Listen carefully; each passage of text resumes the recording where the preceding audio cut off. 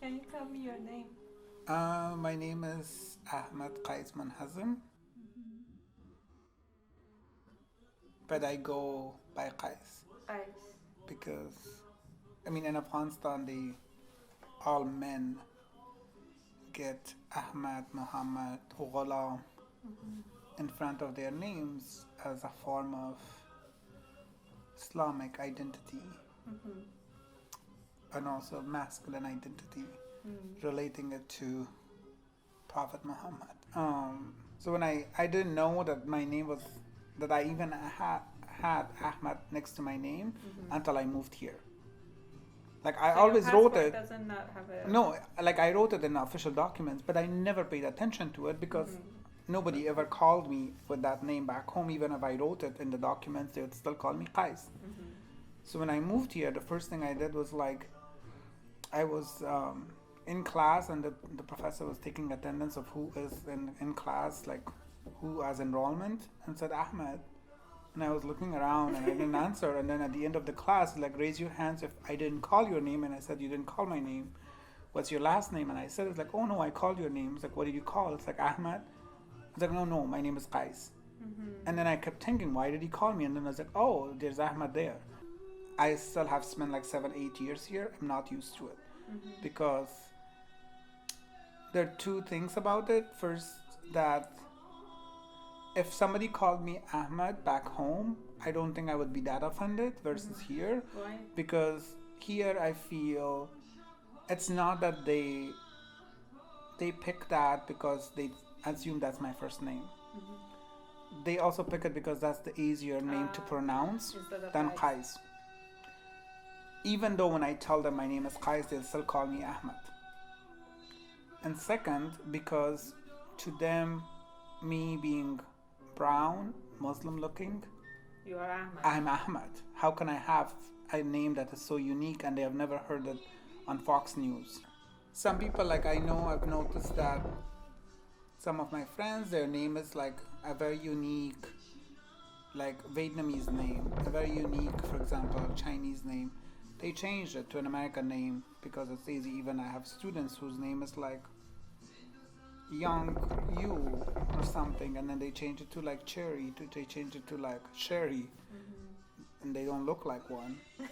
So, but I resist that because to me, my name, especially coming here and going through so much in life, means a lot because that person, that name is just not a name. It's also carries my life experiences, carries the struggles, the pain, the happiness that I have lived and experienced.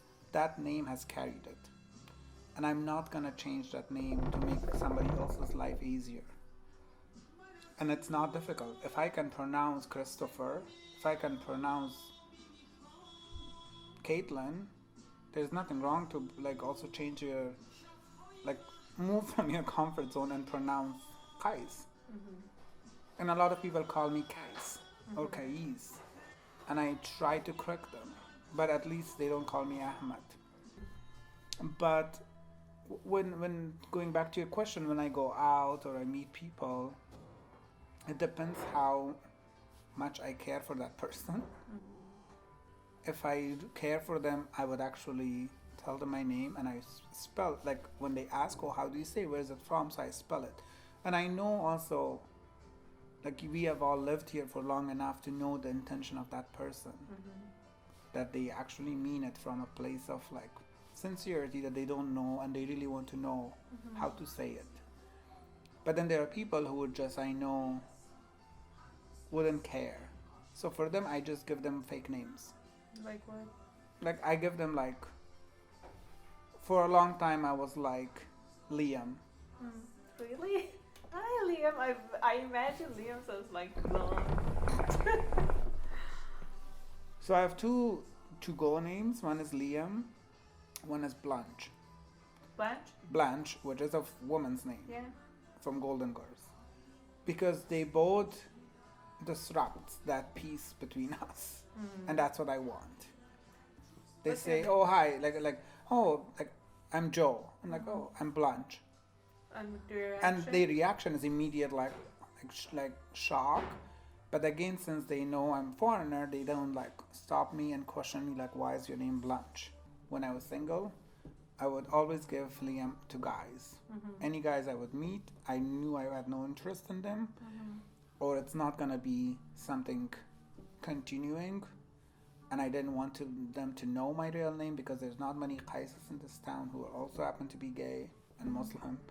So to protect my own identity, I would tell them Liam. Or some people are like, oh, can I call you Q? I'm like, no. I'm not Q.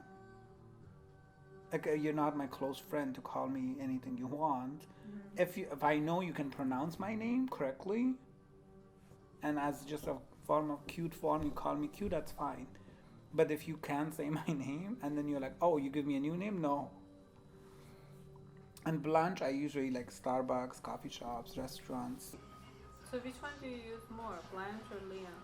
Like Liam is like more of like my night name, I would say. Then you go out? When I go out, it's always Liam for men.